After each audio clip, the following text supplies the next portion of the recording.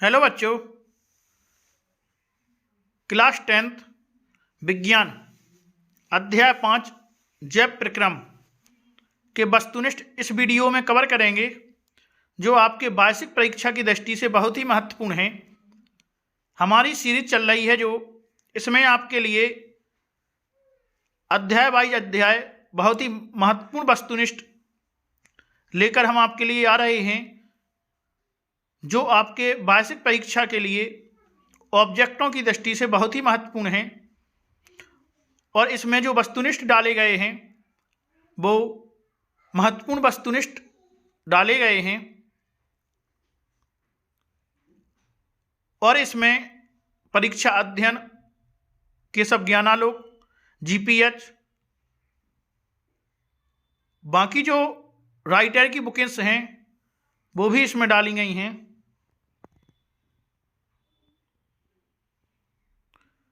यह जो क्वेश्चन है आपके लिए बहुत ही महत्वपूर्ण है, इसलिए आप वीडियो को जरूर ध्यान से देखें, बिल्कुल भी स्किप ना करें। चैनल को सब्सक्राइब, वीडियो लाइक और वीडियो शेयर जरूर करें। आइए स्टार्ट करते हैं। पहला क्वेश्चन है, पादप में जाइलम उत्तरदायी होता है। तो आप जानते हैं पादप जो होता है उसके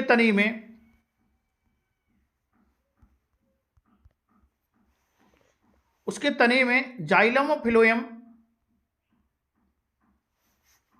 पाए जाते हैं।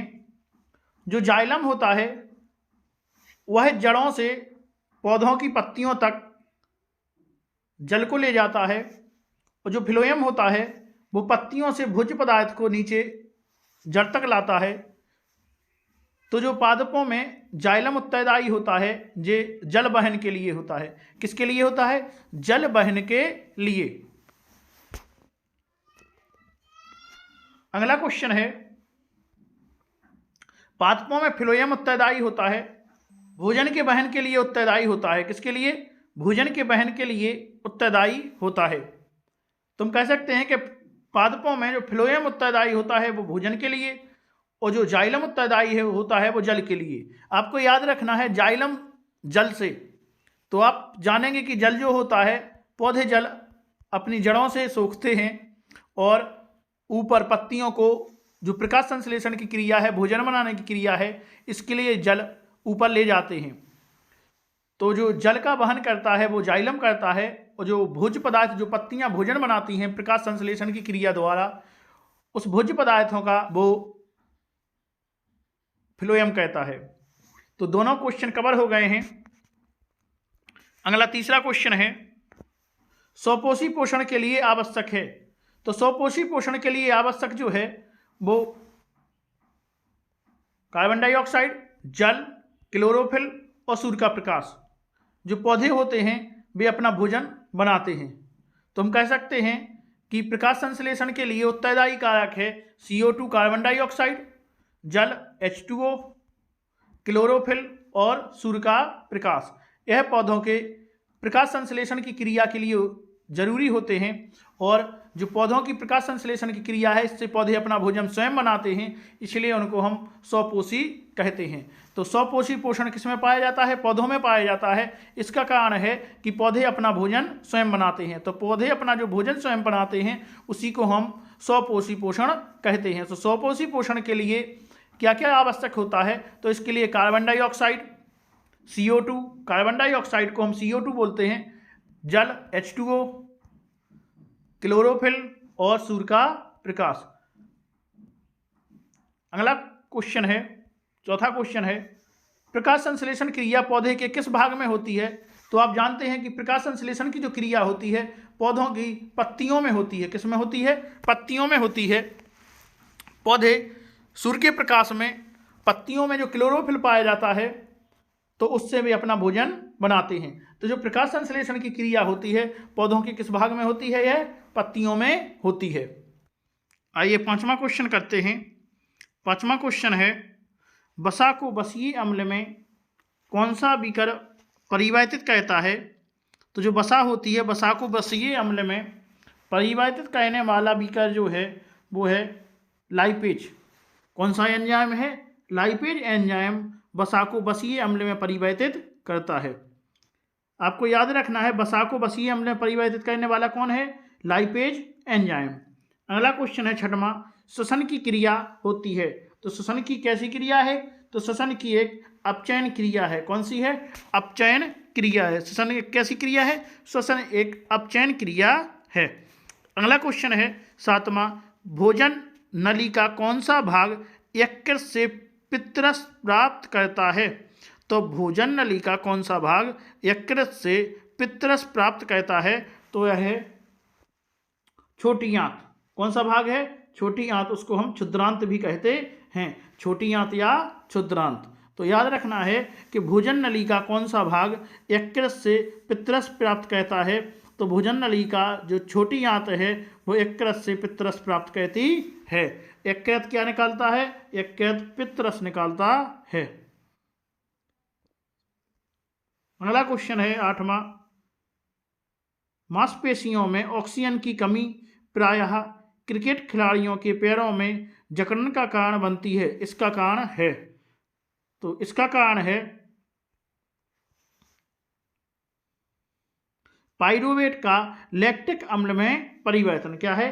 पाइरूवेट जो होता है इसका लैक्टिक अम्ल में परिवर्तन होता है, जिससे जो खिलाड़ी होते हैं उनके पैरों में क्या हो जाती है? जकड़न हो जाती है। अगला क्वेश्चन है हमारा कि मछली के हृदय में कितने कोष्ठ होते हैं? तो जो मछलियाँ होती हैं वह 2 कोष्ठीय होती हैं। उनके हृदय में कितने कोष्ठ पाए जाते हैं? तो मछलियों के हृदय में 2 कोष्ठ पाए जाते हैं। 10वां क्वेश्चन है हमारा, मछली के पाचन तंत्र में हाइड्रोक्लोरिक अम्ल का स्रावण किस भाग से होता है? तो मनुष्य के जो पाचन तंत्र है मनुष्य का, तो मनुष्य के पाचन तंत्र में हाइड्रोक्लोरिक अम्ल का स्रावण किस भाग से होता है? तो यह हाइड्रोक्लोरिक अम्ल HCl का जो स्रावण होता है वो आमाशय से होता है। कहाँ से होता है? आमाशय से स्रावण होता है। अगला क्वेश्चन है, हृदय के अंदर उसके संकुचन के समय रक्त को वापस लौटने से कौन रोकता है? तो हृदय में जो वाल्व लगे रहते हैं वो रक्त को वापस लौटने से रोकते हैं। हृदय जब संकुचित होता है तो रक्त वापस फिर से ना वहीं पे पहुंच जाए, इसके लिए हृदय के अंदर क्या लगे रहते हैं?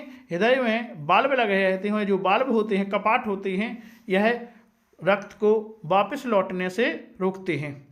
अगला क्वेश्चन है, मछली में श्वसन होता है। तो मछलियों में जो श्वसन होता है वो गलफड़ों के द्वारा होता है। किसमें होता है? गलफड़ों के द्वारा होता है। मछलियाँ पानी के अंदर O2 को गलफड़ों के द्वारा लेती हैं। तो मछलियों में श्वसन किसके द्वारा होता है? गलफड़ों के द्वारा होता है। अगला 13वां क्वेश्चन है हमारा, मनुष्य में वृक्क एक तंत्र भाग है, वह है। तो वृक्क जो होता है यह उत्सर्जन तंत्र भाग है। कौन सा भाग है? उत्सर्जन तंत्र भाग है। कौन सा है? उत्सर्जन है। तो जो वृक्क है ये कैसा अंग है? उत्सर्जी अंग है। अगला क्वेश्चन है, वृक्क की छनन इकाई को क्या कहते हैं?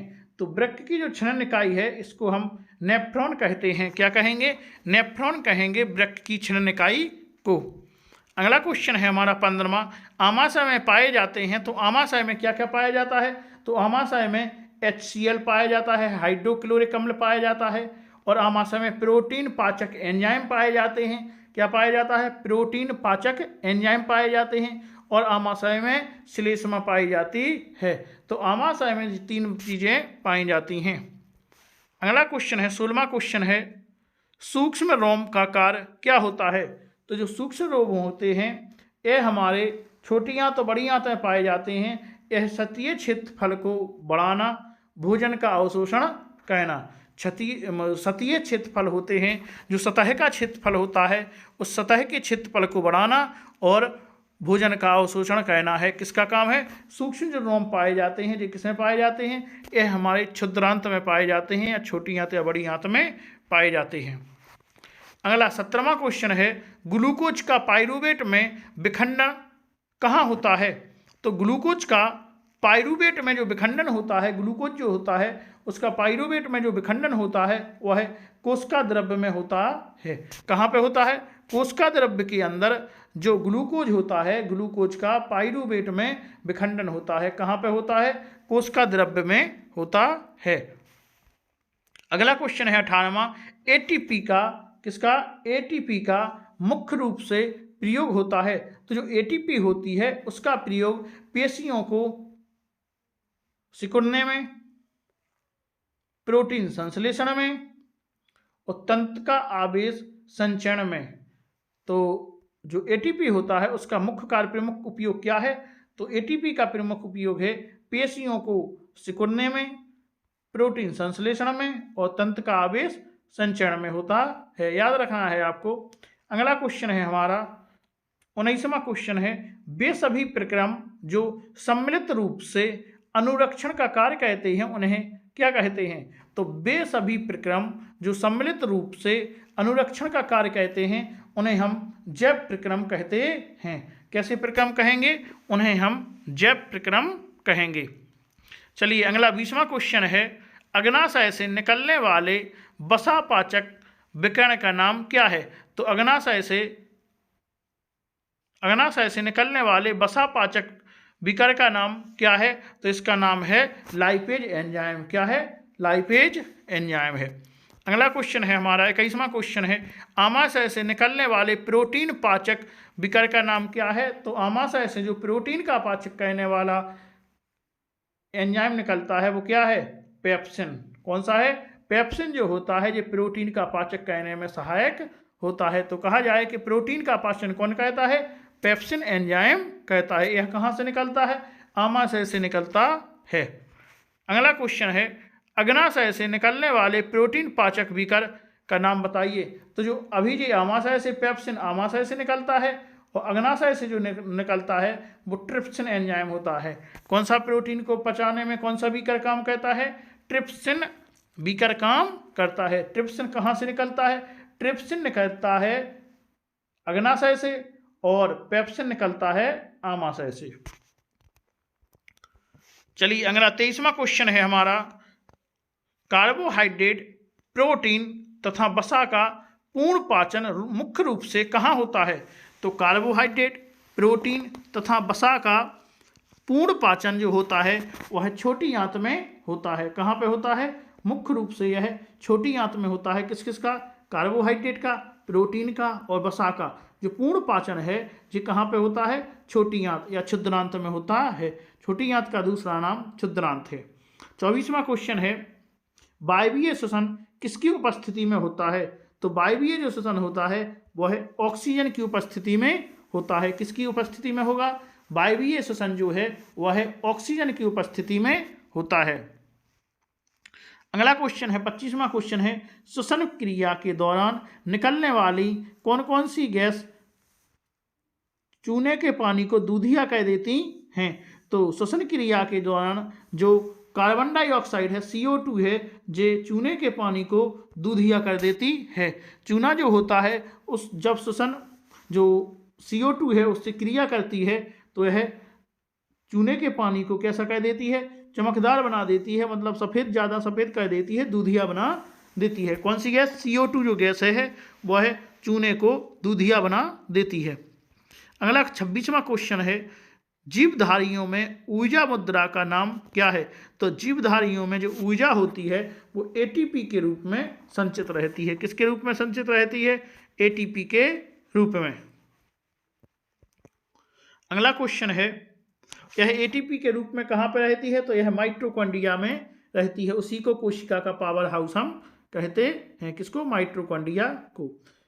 अगला 27वां क्वेश्चन है, उस वर्णक का नाम क्या है जो प्रकाश को अवशोषित करता है? तो प्रकाश को अवशोषित करने वाला है क्लोरोफिल। कौन सा है? क्लोरोफिल जो होता है वह प्रकाश को अवशोषित करता है। अगला क्वेश्चन है, मनुष्य में पानी का अवशोषण कहाँ होता है? तो मनुष्य में जो पानी का अवशोषण होगा वो बड़ी आंत, बृहदांत में होगा, बृहदांत में होगा, बड़ी आंत में होगा। और कार्बोहाइड्रेट, प्रोटीन का जो पाचन होता है वह छोटी आंत में होता है। और बड़ी आंत में मनुष्य में पानी का पाचन होता है, पानी का अवशोषण होता है। याद रखना है कि शरीर में जो पानी का अवशोषण है, किसका अवशोषण? पानी का अवशोषण किस में होता है? बड़ी आंत के अंदर होता है। अगला 29वां क्वेश्चन है, पायरुविक अम्ल का कोशिका में विखंडन कहाँ होता है? तो पायरुविक अम्ल का जो कोशिका में विखंडन है वो माइटोकॉन्ड्रिया के अंदर होता है। किसके अंदर होता है? माइटोकॉन्ड्रिया के अंदर होता है। किसका? पायरुविक अम्ल का कोशिका में जो विखंडन है वो कहाँ होता है? तो माइटोकॉन्ड्रिया में होता है। फिर से देखिए, पायरुविक अम्ल का कोशिका में विखंडन कहाँ होता है? तो यह माइटोकॉन्ड्रिया में होता है। अगला क्वेश्चन है 30वां, मनुष्य के फेफड़ों में गैसीय विनिमय कहाँ होता है? तो मनुष्य के फेफड़े जो होते हैं वो गैसीय विनिमय जो होता है तो वायु कूपिका में होता है। फेफड़ों के अंदर कूपिकाएं पाई जाती हैं, इन्हीं कूपिकाओं के अंदर गैसों का विनिमय होता है। तो कहाँ पे होता है? वायु कूपिकाओं में गैसों का विनिमय होता है। याद रखना है, बहुत ही महत्वपूर्ण ऑब्जेक्ट आपके चल रहे हैं जो वार्षिक परीक्षा की दृष्टि से बहुत ही महत्वपूर्ण है, इसलिए आप वीडियो ध्यान से देखें, बिल्कुल भी स्किप ना करें। आइए 31वां क्वेश्चन है, मनुष्य में श्वसन वर्णक का नाम क्या है? तो मनुष्य में जो श्वसन वर्णक होता है उसका नाम है हीमोग्लोबिन। क्या नाम है? हीमोग्लोबिन। अगला क्वेश्चन है हमारा 32वां क्वेश्चन है, मनुष्य में तरल संयोजी ऊतक किसे कहते हैं? तो जो तरल संयोजी ऊतक है तो उसको हम रक्त को कहते हैं। किसको कहते हैं? रक्त को तरल संयोजी ऊतक कहा जाता है। याद रखना है, मनुष्य में तरल संयोजी ऊतक किसे कहते हैं? तो तरल संयोजी ऊतक हम रक्त को कहते हैं। अगला क्वेश्चन है 32वां क्वेश्चन है, पौधों में भोजन का परिवहन किसके द्वारा होता है? तो पौधों में जो भोजन का परिवहन है वो फ्लोएम के द्वारा होता है। हम अभी आपको बता चुके हैं कि जाइलम के द्वारा जल का होता है, जाइलम से जल और जाइलम से जाइलम। तो जाइलम से जल का होता है और जल कहाँ होता है? जमीन में होता है। पौधे किससे जल लेते हैं? अपनी जो उनकी जड़ें होती हैं, जड़ों से वह क्या लेते हैं? जल को अवशोषित कहते हैं। तो अवशोषित करके जल ऊपर कौन ले जाता है? जाइलम। और दूसरा होता है फ्लोएम। फ्लोएम भोजन को नीचे लाता है। तो भोजन को परिवहन करने का काम कौन करेगा? तो फ्लोएम करेगा। अगला 33वां क्वेश्चन है, एक कृमिक वृक्क द्वारा नाइट्रो यानी अपशिष्ट पदार्थों को बाहर निकालने की युक्ति का नाम क्या है? तो हीमोडायलिसिस है। जो कृमिक वृक्क होता है उसमें नाइट्रो यानी अपशिष्ट पदार्थों को शरीर से बाहर निकाला जाता है। तो क्या है? हीमोडायलिसिस के नाम से जाना जाता है। किसके नाम से? याद रखो, हीमोडायलिसिस के नाम से जाना जाता है। क्या है? कृत्रिम वृक्क। क्या होता है? कृत्रिम वृक्क होता है। यह नाइट्रो यानी अपशिष्ट पदार्थों को शरीर से बाहर निकालता है। यह एक कृत्रिम विधि है। अगला 34वां क्वेश्चन है, प्रोटीन किसके रूप में अवशोषित होता है? तो प्रोटीन जो होते हैं वो अमीनो अम्ल के रूप में अवशोषित होते हैं। किसके रूप में? अमीनो अम्ल के रूप में अवशोषित होते हैं। कौन होते हैं? प्रोटीन किसके रूप में अवशोषित होता है? तो प्रोटीन अमीनो अम्ल के रूप में अवशोषित होता है। अगला 35वां क्वेश्चन है, कोशिका का ऊर्जा घर का नाम क्या है? तो कोशिका का जो ऊर्जा घर होता है वो माइटोकॉन्ड्रिया होता है। क्या होता है? माइटोकॉन्ड्रिया जो होता है, माइटोकॉन्ड्रिया कोशिका के अंदर पाया जाता है। और जो कोशिका होती है उस कोशिका के अंदर माइटोकॉन्ड्रिया पाया जाता है। इस माइटोकॉन्ड्रिया के अंदर एटीपी के रूप में ऊर्जा अवशोषित रहती है। माइटोकॉन्ड्रिया में एटीपी के रूप में ऊर्जा का अवशोषण रहता है। तो ऊर्जा का कोशिका का पावर हाउस किसे कहते हैं? या बिजली घर किसे कहते हैं? या ऊर्जा घर किसे कहते हैं? तो इसी को बिजली घर वो बोलते हैं, इसी को पावर हाउस भी बोलते हैं। और यह कौन सी है? माइटोकॉन्ड्रिया। अगला 36वां क्वेश्चन है, वृक्क द्वारा उत्सर्जित पदार्थ क्या है? तो वृक्क द्वारा जो उत्सर्जित पदार्थ है वो यूरिया या मूत्र है। मूत्र में क्या पाया जाता है? तो मूत्र में यूरिया पाया जाता है। तो याद रखना है कि जो वृक्क होता है वह यूरिया के रूप में अपशिष्ट पदार्थ को बाहर निकालता है। रक्त में से जो अपशिष्ट पदार्थ होते हैं उनको छानता है और बाहर निकालता है। कौन सा? वृक्क। और उसका नाम क्या होता है? जो बाहर पदार्थ निकलता है उसका नाम है मूत्र। अगला 37वां क्वेश्चन है, ज़्यादातर पेड़ पौधों नाइट्रोजन का अवशोषण किस रूप में कहते हैं? तो ज़्यादातर जो पेड़ पौधे होते हैं वो नाइट्रोजन का अवशोषण नाइट्रेट के रूप में कहते हैं। किसके रूप में? नाइट्रेट के रूप में नाइट्रोजन का अवशोषण करते हैं। अगला 38वां क्वेश्चन है, पाचन नली में सर्वप्रथम भोजन में मिलने वाला एंजाइम कौन सा है? तो पाचन नली में सर्वप्रथम भोजन में जो मिलने वाला एंजाइम होता है वो सेलाइवरी एंजाइम एमाइलेज। कौन सा होता है? Salivary amylase. सेलाइवरी एमाइलेज क्या है? Salivary amylase. ये कहाँ पे मिलता है? सर्वप्रथम भोजन में मिलता है। किसमें मिलता है? भोजन में। और कहाँ पे? पाचन नली में। याद रखना है कि जो पाचन नली में मिलने वाला जो सबसे पहला एंजाइम है तो किसमें? पाचन नली में। किसमें? पाचन नली में सबसे पहला एंजाइम जो मिलता है भोजन में वह क्या है? वह है सेलाइवरी एमाइलेज। Salivary amylase.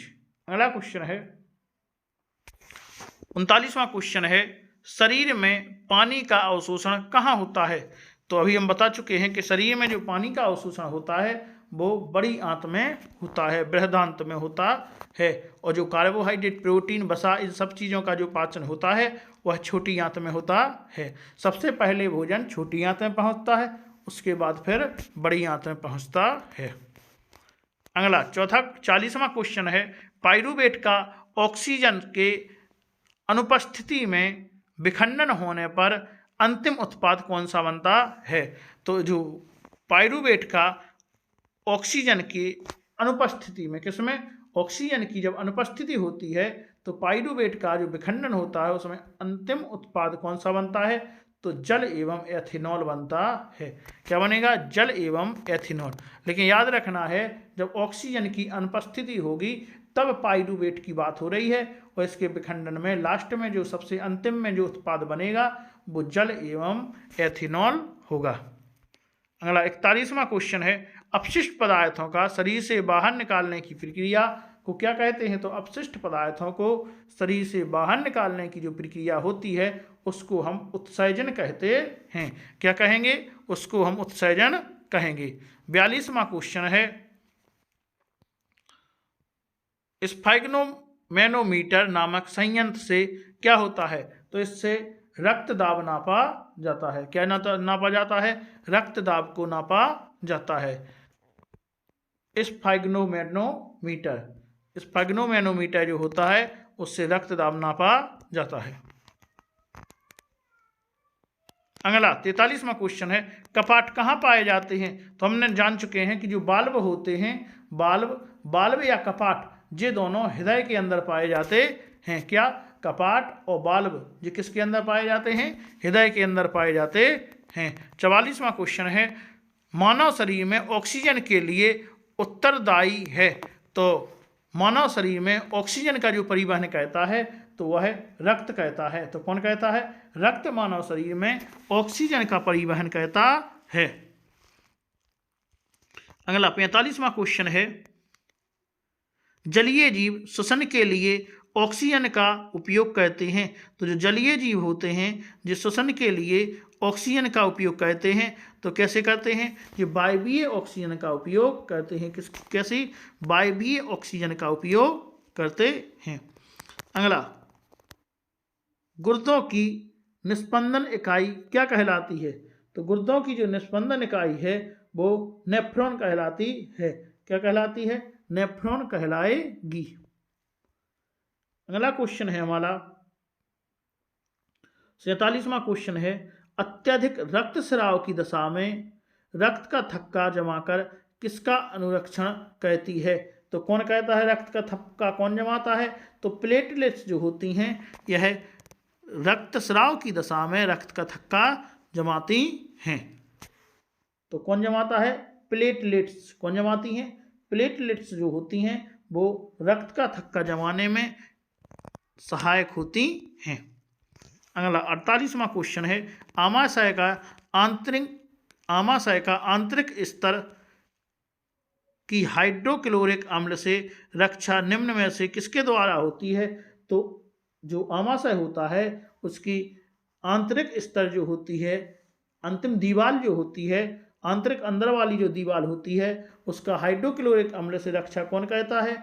तो उसका हाइड्रोक्लोरिक अम्ल से रक्षा म्यूकस कहता है। कौन करता है? म्यूकस जो होता है।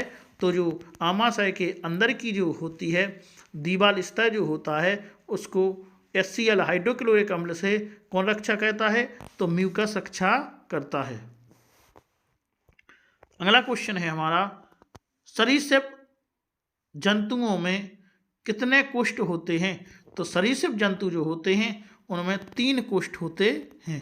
कितने कोष्ठ होंगे? उनमें 3 कोष्ठ पाए जाते हैं। अगला 50वां क्वेश्चन है, यदि लार में लार एमाइलेज का अभाव हो जाए तो मुख्य गुहा की कौन सी घटना प्रभावित होती है? तो मुख्य गुहा की जो घटना है वो स्टार्च का सुगर में विघटन जो घटना होती है यह प्रभावित होती है। कब? यदि लार में लार एमाइलेज का अभाव हो जाए। तो लार में कौन सा? लार एमाइलेज का यदि अभाव हो जाए तो मुख्य गुहा की कौन सी घटना प्रभावित होती है? तो स्टार्च का सुगर में जो विखंडन होता है वह विखंडन नहीं हो पाएगा। तो इस अध्याय के हमारे 50 वस्तुनिष्ठ क्वेश्चन कवर हो गए हैं इस वीडियो में। अब आगे के लिए आपको अगले चैप्टर के वस्तुनिष्ठ हम अगले वीडियो में लेकर आएंगे। आप इस वीडियो को जरूर ध्यान से देखें और इन वस्तुनिष्ठ क्वेश्चनों को जरूर याद कर लें, क्योंकि यह आपके वार्षिक परीक्षा की दृष्टि से बहुत ही महत्वपूर्ण वस्तुनिष्ठ क्वेश्चन बनाए जा रहे हैं, जो आपके वार्षिक पेपरों में बहुत ही महत्वपूर्ण हैं और आपको परीक्षा अध्ययन के सबकी ज्ञानालोक और GPH वगैरह जो भी होता है किसी में से वस्तुनिष्ठ पढ़ने की ज़रूरत नहीं है। हमने सभी में से इसमें जो कुछ हमारे वस्तुनिष्ठ हैं इनमें सभी वस्तुनिष्ठ डाल के रखे हैं, इसलिए आप बहुत ध्यान से वस्तुनिष्ठ पढ़ें और अगले वीडियो में अगला चैप्टर जरूर कवर करें। आपको यदि वीडियो अच्छा लगा है तो वीडियो को लाइक, चैनल को सब्सक्राइब और वीडियो शेयर जरूर करें। धन्यवाद बच्चों।